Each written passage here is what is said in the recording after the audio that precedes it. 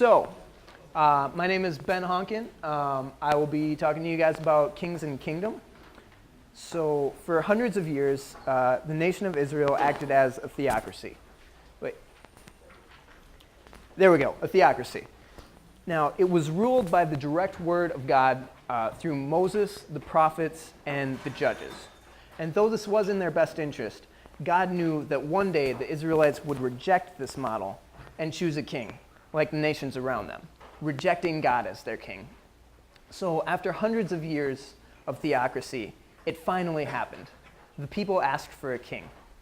Now, God warned them through Samuel that it was not going to be pretty. But they didn't listen. They demanded a king and said they would gladly accept the consequences of this choice. I know, it's funny, right? The people of Israel put their hope in this earthly kingdom. Possessing the land was their litmus test for God's favor. As the king strayed farther and farther away from God, the kingdom split. Right down the middle. And when things were at their worst, the Israelites were exiled. Most of my PowerPoint is about that ridiculous, just as a heads up. Israel knew that this was the ultimate punishment. Exile was the ultimate sign of God's displeasure. Even in the time of Christ, they were expecting a king to come and lead them out of exile and overthrow their oppressors and restore their earthly kingdom. So, with the overview out of the way, let's dig into the specifics. We'll start with Samuel. Samuel was a prophet who led Israel as they transitioned from theocracy to a kingdom. And Andy mentioned this. Samuel was, in effect, the last of the judges. Samuel appointed his sons to succeed him, but they did a really lousy job, and they sought power and money rather than God's will for their leadership. And this led the people to ask Israel for a king. But worst of all, it wasn't just the bad leadership of Samuel's sons that led the people to ask for a king. It was because they wanted to be like the other nations around them. So enter Saul. Better Call Saul, for you Breaking Bad fans. And if you're not a Breaking Bad fans, that's Saul. He was much of what you would expect from a king. He was the firstborn. He was tall and handsome. He was mighty in battle. And after he became king, he did his best to rule. But the problem was, he was exactly what Israel was looking for. He was exactly the kind of king they were looking for. He was a king like other kings. He often found himself concerned with the socio-political status of his kingdom rather than the will of God. And instead of being a ruler who knew the word of God completely because he copied it, as was commanded for God's king in Deuteronomy, he was a ruler who made desperate grabs to hold on to his own power. So when Samuel didn't show up on time to offer a sacrifice before an important battle, Saul did it himself and claimed priestly authority. And when Saul was commanded to destroy all of the Amalekites and all of their livestock, he spared the livestock as plunder and spared the king of the Amalekites as a trophy. Despite numerous other shortcomings, this was the one that led God to reject Saul. The people of Israel had hoped for a dynasty, but instead received a dud. It was then that David began his rise to power, and I think he looks absolutely fabulous here with his heart. The humble shepherd was perhaps the last person that anyone would expect to be king. When God told Samuel to go to the house of Jesse to find the new king, each of David's older brothers was paraded before Samuel, and each of them was rejected by God as king. And lastly, David had to be called from the fields. Now, this is classic God, the reversal of the expectations. Isaac was born after Ishmael, but Isaac was the one who was blessed. Jacob was born after Esau, but Jacob was the one who was blessed. And this reversal of expectations is something that God uses all the time. And the reason I want to point it out here is because there's an important parallel. There's this first kingdom that was established by Saul. And this was supposed to be a good kingdom, but it wasn't, because Saul was a lousy ruler. So God rejected that kingdom and brought about a new kingdom through his servant David. Similarly, the first group of people that God called his people was Israel, and they were supposed to be good. They were supposed to be a light to the nations, but they weren't. And so God rejected that people and led them into exile and created a new way to be the people of God through David. Now, I think it's also important to examine some differences between Saul and David. I've already mentioned the way that Saul ruled out of political expediency rather than a love for God's will. But I should also mention that in many ways he was a terrible leader. His name actually means he inquires. And we constantly see Saul inquiring of other people, waiting around for other people to solve his problems for him or tell him what to do. This is clear in the case of the Witch of Endor, where he tries to summon Samuel from the grave to ask him what to do. Yeah, there's a little Ewok from Endor over there.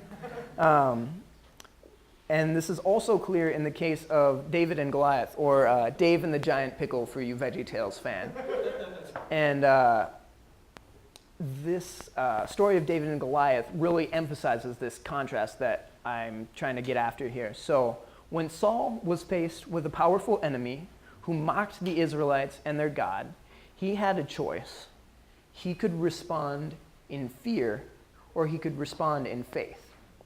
Now, a faithful response would have been Saul saying, okay, I will choose a champion, or I will face Goliath myself, and I will trust that God will preserve his people, will empower his people, and strengthen the Israelites to have victory over this giant.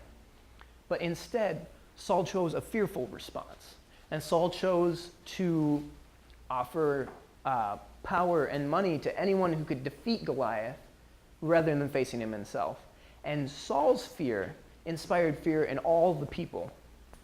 And so no one wanted to face Goliath. So day after day, God was mocked by a giant pickle.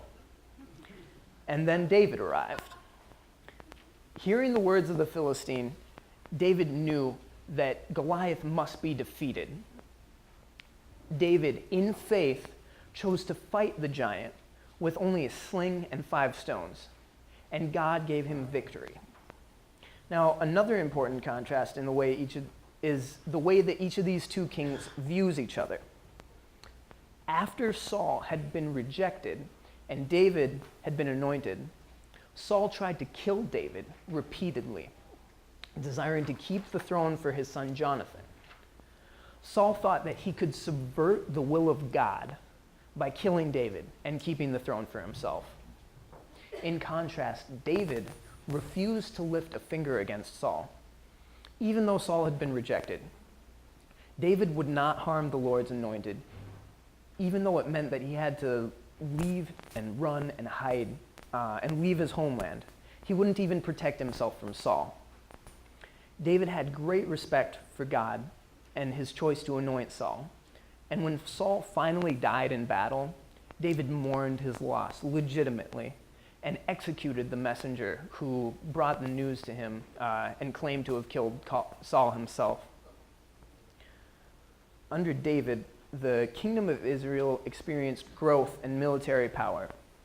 With a few notable exceptions, such as Bathsheba, David ruled as a shepherd, faithfully caring for his people. From tending flocks as a boy to leading a band of outcasts and exiles as he fled from Saul, David knew what it meant to care for people well. David was a man after God's own heart, and as such, God promised that his lineage would endure forever. And now the son of David sits on the eternal throne.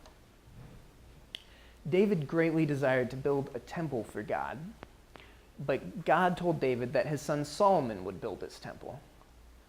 Solomon was known for his wisdom, and under his rule, Israel reached its height of power and wealth. The temple was built.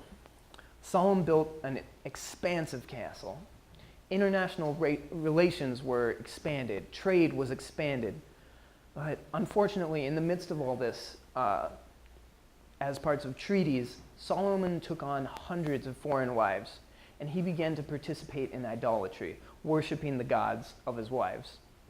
He also worked the people much too hard, and they began to feel oppressed. So when Solomon left his kingdom to his son Rehoboam, the people came to him and asked him to lighten their load. Now, if you look at this guy, you think he looks like a good guy or not so good of a guy? Like, it's the beard. It really is. So Rehoboam consulted the elders and said, okay, these people want me to lighten their load. What should I say to them? And the elders said, if you give these people what they want, if you lighten their load, they will love you and they will serve you for all their life. I think that sounds pretty good. But Rehoboam wanted a second opinion, and so he asked his friends. And his friends said, you know what, you should say, hey, like, I'm way more of a big deal than my father ever was. I'm going to work you way harder. Now, who ever thought that that could be a good idea? I really don't know, but I'm sure you can imagine the response. It was a little like, screw you guys, I'm going home. And so, after this, of course, the kingdom split.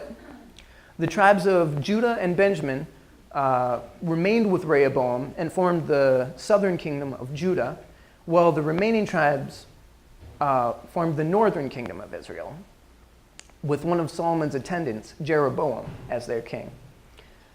Jeroboam knew that the people of God would want to return to Jerusalem to worship God, rather than setting up high places of their own to worship, because setting up high places like that was against the law of God. So Jeroboam was afraid that if the people returned to Jerusalem, they would also return to Rehoboam, and he would lose his newfound kingdom. And because he wanted to hold on to his newfound power, he built 2 golden calves and, set them up in Bethel and Dan and prodded the Israelites into idolatry. The northern kingdom had many more kings, but all followed in the footsteps of Jeroboam and led poorly, valuing power and using idolatry to keep their power rather than serving God. The kingdom of Israel was eventually conquered by the Assyrians, and they were led into exile. This was just as was promised in the book of Deuteronomy if the people of God failed to keep their covenant with him. The kingdom of Judah, the southern kingdom, had many ups and downs in the way of kings. Some were bad or just mediocre, like Rehoboam was, while others were good and tried to bring about reform, such as Josiah. However, most of the kings were bad, and eventually Judah too was subjected to exile when the Babylonians came and conquered them. Now, let's look at what all of this means theologically. God chose a people. He brought them up, and he made them numerous and prosperous as the stars in the sky. That was God's promise to Abraham. He delivered them from slavery, and he demanded that they would be set apart and serve only him. He was effectively their king. But these people rejected God's plan.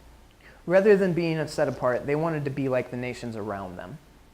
And to them, this meant having a king. God warned that their king would enslave them, but they didn't listen. They wanted an empire with a powerful leader that would influence all the world with its wealth and power. But God wanted them to be a light to the nations, so that the nations would know who God is. The Israelites wanted their own name to be known. So God rejected this people as they rejected him. He gave them what they wanted, and he let it destroy them. Even after all of this, for centuries, the Israelites put their hope in their idea of what a kingdom should look like. But that is not what God's kingdom was going to look like. Into this world came a new kind of king. One who ruled not for wealth or power, but for love. one who sought not to preserve his own line, but to sacrifice for the good of his people, one who overthrew not the Romans, but sin and the devil, one who ruled not a plot of land, but a redeemed people. The way that was supposed to work didn't work. The kingdom that was supposed to endure crumbled, but a new kingdom arose, and we are a part of this new kingdom. We did not earn it by conquest. We did not earn it by obedience, but we received membership in this eternal kingdom through grace alone. I think you have, until 5? You have 10 minutes to discuss this in your cohorts.